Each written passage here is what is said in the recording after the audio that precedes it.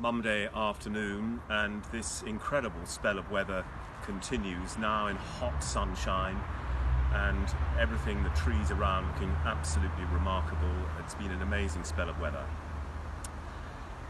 The readings set at the moment for morning prayer are taking us through the Gospel according to St. Luke.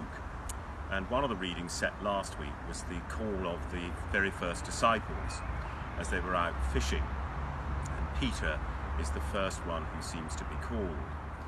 But it isn't actually the first encounter we have with Peter in the Gospel.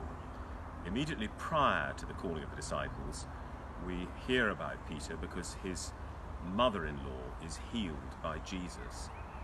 So it's very easy to think that the first thing that happens to Peter, that we hear about him, is that he's called, as it were, out of the sea, out of the blue, from fishing, to be a disciple of Jesus. But in fact, as I say, he'd already been a recipient of God's grace, Jesus' generosity and healing power. And there seems to me to be quite a lesson in that for all disciples of Jesus, the extent to which that is that we respond to something that we've already received. The life of faith is to a large extent catching up, recognizing what God has already done. That's the spirit in which we endeavour to be faithful disciples.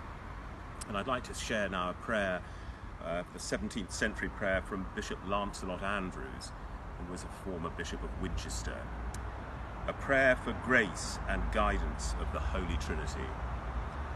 The power of the Father guide me, the wisdom of the Son enlighten me, the working of the Spirit give me life.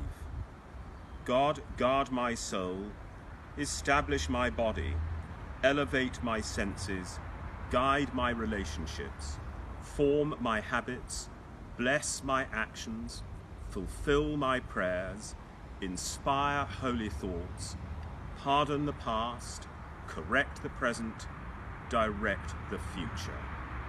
Now to him that is able to do exceedingly abundantly, more than we can ask or think, to him be glory in the church in Christ, to all generations, world without end. Amen.